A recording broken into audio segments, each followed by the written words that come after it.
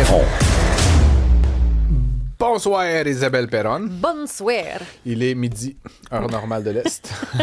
Merci, une chance que tu es là pour Moi, je solidifier suis là notre pour, rapport au temps. pour que vous mettiez vos montres à l'heure. Quand nous prenons la parole, c'est qu'il est midi. Non, mais ça, là, je trouve ça intéressant ce que tu dis parce que moi, je mets toujours mon heure avancée. Dans mon auto, par exemple, il est midi 10. Et chez nous, il est midi 8. Pour arriver Mon à Dieu. l'heure quelque part, il faut que je me déjoue moi-même. Ça Tu peux t'arrive bien pas? avoir pas d'âge, toi. T'as comme pas d'heure non, Non plus. Non. C'est un peu inquiétant. Même mon cadran, Ouais. je le mets jamais à 0,0 ou bien à 1,5 parce que je trouve que c'est toujours ça qu'on fait. Fait que je le mets à E8, E2. Il y a des chiffres qui sont pas assez utilisés. Je suis assez d'accord. À vous, effectivement. 2h58, Ouais. personne ne fait ça. Là. Ben là, depuis qu'on anime, tu sais, des fois, les gens ils veulent avoir une rencontre avec moi tu sais, hors d'onde. Puis là, je leur dis, je suis disponible à partir de 15h15. J'adore ça. Mais déjà, c'est moins convoité. Ouais. Mais moi, je Ouais. dirais, mettons, 15h18, juste parce que je trouve que 7, 8, 9 sont pas utilisés. J'ai un bon ami qui fait ça, Jean Paré. Là. Ah ouais? Ouais, lui, il veut toujours qu'on se parle. T'es-tu disponible aujourd'hui vers 13h08? Je suis comme, Moi, oui, c'est mon genre ça de devrait faire être ça. correct. Il y a des chiffres abandonnés. Des chiffres abandonnés, notamment la loi tarifaire de 1930, section 338. Ça, c'était un autre chiffre qu'on avait un peu abandonné depuis 96 Mais il y a des chiffres qu'on aime mieux oublier. Oui, effectivement. Et c'est une manière de faire le lien, Isabelle, vers le sujet de l'heure, le sujet de la journée aujourd'hui. Donald Trump qui nous assène à nouveau des tarifs là, qui porteraient cette fois-ci sur environ 5 de nos exportations. Mais ça représente quand même c'est des dizaines et des dizaines de produits canadiens. C'est encore une menace qui serait en vigueur le 19 août, donc c'est très bientôt. On dit on est en plein été, habituellement l'actualité est relativement calme, sauf qu'encore une fois, on se fait surprendre dans tous les domaines. Là. On pense aux produits laitiers, mais il y en a d'autres. Là. Ça va jusqu'aux décorations de Noël. Je veux dire, la liste est longue. Les matériaux de bois, les vins, bières spiritueux, les chaussures, oui, les bulbes, les plants, les articles de plastique, les colliers, bâtons de hockey, valises, sacs. Ça va vraiment dans toutes les directions. Aspirateur. Ça, aspirateur, ça veut juste nous dire qu'il faut faire moins le ménage. Oui, mais il fut un temps, il y avait une grosse usine Electrolux ici au Québec. Je ne sais pas si ça opère encore.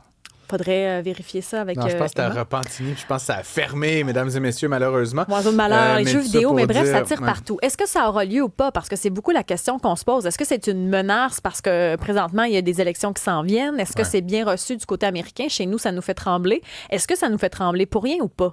T'en penses quoi? Ben, je sais pas. Moi, je pense que, tu sais, les premières fois, je t'avouerais que ça me comme économiste, moi, ça me choquait parce que, tu sais, ça fait depuis que je suis très jeune, mais tu sais, depuis que je suis un adulte, tu sais, le libre-échange, tu sais, L'ALENA jadis. l'ALENA, mais tu sais, l'Organisation mondiale du commerce, tu sais, il semblait y avoir comme une trajectoire assez claire à moins de barrières, tu sais, puis plus de commerce entre les pays. C'est un peu une rupture, là. Puis, tu sais, il y a un avant, il y a un après, tout ça, c'était un peu banal de le dire, mais... Mais c'est comme si les colonnes du temple ont tremblé là où on s'y attendait pas. Tu sais, dans la vie, il y a quelques certitudes. C'est comme si ça, on l'avait jamais remise en question. Pour nous, c'était une certitude, cet accord-là. Ouais. C'est ça peut-être qui vient un peu chambranler cette espèce Moi, je t'avouerais que là, j'en suis revenu, puis je pense qu'on est plusieurs là, à trouver que... on connaît le personnage, on connaît sa manière de procéder, c'est un peu du délire, c'est un peu n'importe quoi. Mais je trouve que ça nous a fait réaliser nos faiblesses aussi. Ça nous a fait réaliser qu'on est un petit pays, qu'on représente 2 de l'économie mondiale, qu'on n'a 100%. pas beaucoup d'armes, qu'on est très dépendant des États-Unis, puis on essaie de 100%. se diversifier le portefeuille, on essaie de faire des liens avec l'Europe, avec les pays d'Asie, mais reste qu'on a une proximité puis une frontière avec les États-Unis. Absolument, puis là-dessus, on est aligné. C'est juste que je trouve ça particulier encore aujourd'hui, là, 18 mois à peu près après l'élection de M. Trump. Les gens qui, tu sais, hier soir puis ce matin, déchirer leur chemise, là, tu sais, on va leur montrer aux Américains, là, puis rah, puis tu sais, il faut se venger, puis là, que fait Mark Carney, tu sais, c'est comme, quand quelque chose comme ça survient, surtout quand ça vient de Donald Trump. Là, je dis pas, tu sais, s'il y avait... Mais tu sais, il n'y a pas... je comprends qu'on en parle et tout ça, mais il faut, dans un premier temps, lire le document, voir quel produit ça touche. Est-ce que c'est des... Tu sais, les huiles essentielles, on en fait sûrement au Canada, là, mais... Puis si vous êtes un fabricant d'huile essentielle, je vous invite à nous appeler. Mais souvent, je pense aux petits commerces qui vont être touchés par ça. C'est ça, mais tu sais, c'est de la petite vengeance. Je sais que Mark Carney et Donald Trump se sont parlé. Le Mark Carney en a parlé tout à l'heure. Lui aurait peut-être envie de répliquer, mais c'est dur de savoir qu'est-ce qu'il faut faire. Cela dit, c'est vrai que Mark Carney s'est fait élire sous je sais quoi faire, moi, pour dealer avec. Puis présentement, certains sont déçus quand même de la stratégie. Là. Ouais, mais tu sais, puis je veux pas. Tu sais que j'ai une ambivalence envers Mark Carney. Je pense qu'il est trop tôt pour juger. Tu sais, puis les gens. Mais je peux comprendre en politique, la déception. Ils attendent là, tu sais, quelque chose de sanguin. On nous a tellement promis la Lune. Oui, mais la Lune... On n'a pas les étoiles en ce moment.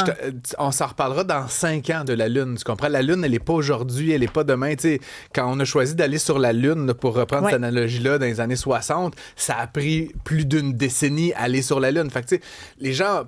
peut-être que c'est dans la manière que ça a été promis et tout ça, mais tu sais, je regarde, mettons, inversement, Doug Ford. Moi, c'est clair que c'est certainement pas ça que je pense qu'il faut qu'on fasse. Il est plus émotif. Il n'est pas juste émotif, il délire. Tu sais, rap, là, il verse en bouteille. Là, délire. En même temps, c'est un expressif. Est-ce que c'est un délire? Non, ben comme Donald Trump, là, tu comprends? On peut pas haïr l'un puis moi, je parle pas de haïr un et l'autre. Là. Je parle pas de haine ici. C'est juste, c'est sûr que ça nous rend inconfortable. Est-ce que Doug Ford agit comme ça parce qu'il trouve qu'on va pas assez vite au niveau fédéral? Ça se peut aussi.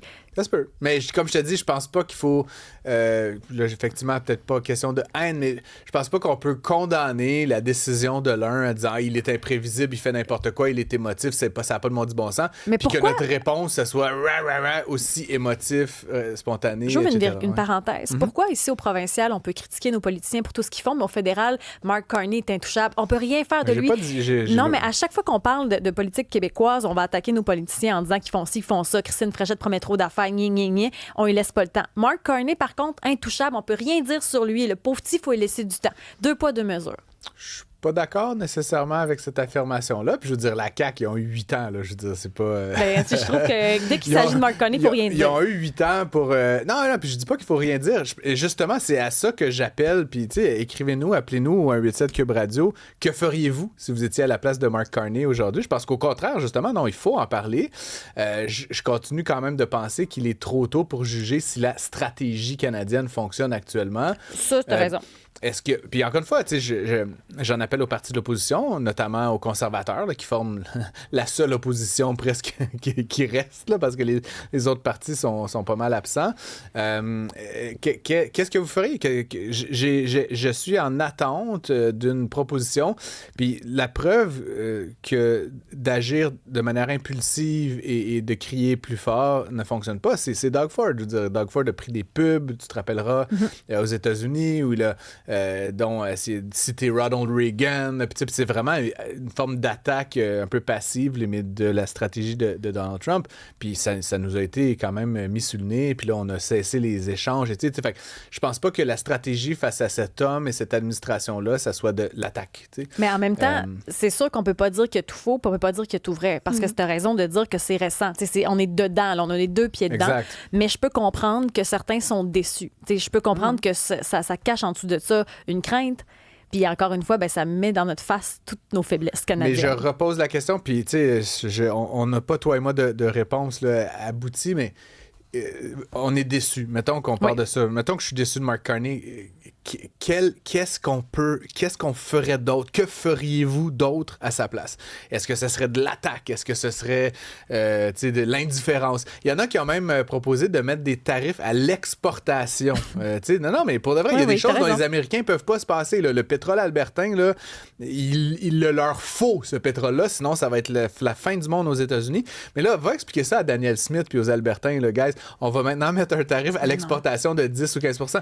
Il y a aussi des enjeux, drôlement, puis tu sais, là, on est Québécois, nous, puis on se regarde, puis on est entre nous, puis bon, on a plein de particularités comme Québécois, mais tu sais, les Albertains, ils sont entre eux, puis ils ont leur petit système, puis leurs médias à eux, puis tu sais, ils regardent le Québec, puis c'est loin, puis tu sais, j'ai l'impression que il y a l'enjeu aussi du Canada qui est très affecté de manière très différente par toutes ces affaires-là. C'est vrai, mais justement, où est notre capitaine et notre pilote dans l'avion alors qu'il multiplie les voyages à l'étranger et que chez nous, on a une menace au sud? Où est-il?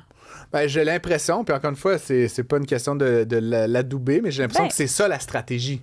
La stratégie, c'est d'aller trouver d'autres débouchés pour nos produits. Est-ce la bonne stratégie? Ben, peut-être que oui, peut-être que non. J'étais avec des gens ce matin qui me disaient qu'il y avait une mission en Corée, là, je pense, au début de l'année, puis ça avait porté ses fruits, puis que ça avait été super, puis autant en culture qu'en transport, qu'en agroalimentaire. Bon, c'est quand même l'autre bout du monde, là, la fin de la Corée. Là, c'est pas, on va pas envoyer des choses de Blainville à Séoul foule pendant en que les claquant des provinces doigts. veulent se séparer. Ben, c'est ça, Je exact. sais pas. Mais là, encore une fois, donc, il me disait c'était super, on a eu une belle mission, puis tu sais, justement, le Canada était derrière, puis il y a eu des ministres, puis des délégués. Puis là, en même temps, c'est tellement complexe, Isabelle. Puis c'est là où j'arrive pas. En même temps, là, il fallait donner un contrat de sous-marin. Puis là, on n'a pas choisi les Coréens. T'sais. Fait que là, t'as fait toute ça, cette mission. Puis le monde, ils sont serrés des mains. Puis ils ont bu des bières. Puis hey, c'est dans le fun, Canada, Corée. Puis on va faire plein de business. Puis là, t'avais comme une grosse décision majeure. Puis je comprends pourquoi on a choisi les Allemands. Là. C'est les Européens, on veut se rapprocher, là, être dans le pacte. Un partenariat plus naturel aussi. Mais je dis juste, on a fait toute cette mission commerciale en Corée. Pas pour rien, parce qu'à la fin, c'est peut-être pour semer des graines éventuellement pour le futur. Mais on vient de les décevoir profondément et les blesser dans leur orgueil national en leur disant que leur sous-marin n'était pas assez bon pour le Canada. Tu comprends ce que je veux dire? Mais en même temps, dans la business... Il y a personne qui gagne, tu sais. Dans la business, il y a aussi ça. Là, ça arrive qu'on n'ait pas choisi, nous non plus. Oui. Mais chose certaine, c'est que même si on multiplie les voyages, même si on essaie de se diversifier, on ne pourra jamais être indépendant des États-Unis. Non, non, effectivement. On ne pourra jamais être indépendant des États-Unis, mais c'est là où, encore une fois, bon, on va en parler là, tout au long de la première heure, mais il y a plusieurs stratégies, puis je ne suis pas de ceux qui pensent que la réaction à chaud, comme plusieurs en ont appelé de leur vœu depuis hier. Là, mais ça, c'est l'émotion. Moi, je comprends que les gens veulent ça. Après, pour la stratégie, tu as raison. Parfois, il faut juste prendre un pas de recul, analyser puis prendre la bonne décision. Mais je comprends pourquoi le public monte aux barricades. C'est sûr, c'est émotif, c'est une crainte, c'est une peur, c'est une espèce de... On n'a pas le contrôle. Puis la seule chose qu'on peut faire, c'est de gueuler notre stratégie. C'est ça. Mais j'invite les gens à nous la gueuler, leur stratégie. Appelez-nous au 1-877-827-2346. On va passer les prochaines minutes là, à parler de ça avec nos invités. Que faut-il faire? Quelle est votre stratégie? Demain, là, je vous donne les clés là, du 24 Sussex. Là, vous êtes le premier ministre. Je t'ai laisse.